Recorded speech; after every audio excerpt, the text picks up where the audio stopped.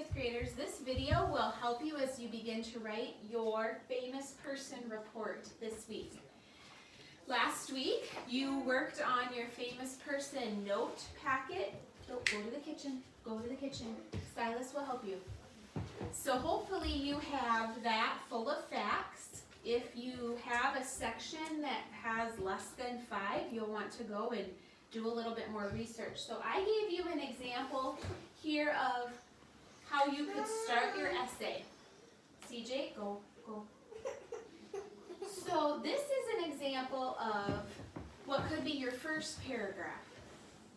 So I researched Clara Barton. So some of the facts that I wrote down about her were where and when she was born and something that happened to her when she was a child. So I indented. We always start our paragraph by indenting. My name is Clara Barton. Now, you can do this one of 2 ways. You can write your essay as if you are being that person. So I'm pretending like I am Clara Barton. That's how I chose to do it. Or you can write your essay as a biography, and you could say, Clara Barton was born on December 25th.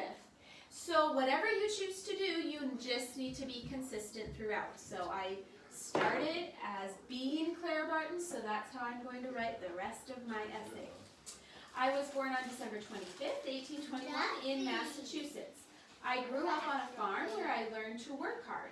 When I was 11, my brother fell off of a roof and got very sick. I took care of him, and through this learned that I love taking care of people.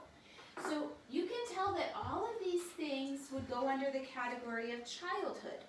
So I took the facts from my childhood page and formed them into good sentences with capital letters and marks. And I didn't use all the facts that I wrote down. I just chose the ones that I thought were important and that I found the most interesting.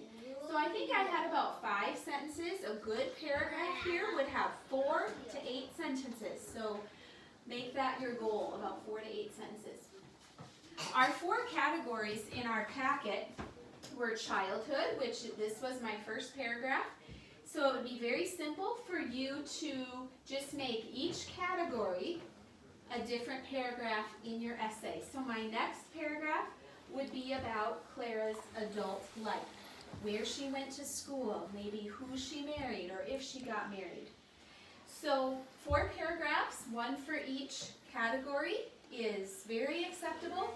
Maybe you want to start with more of an introductory paragraph about your person before you start talking about their childhood. You can do that. Maybe you want to have more of a closing paragraph.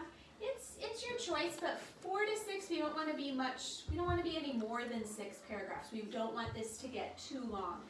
So this would be an example of what your first paragraph could look like, and then you're going to do a similar thing for the other categories.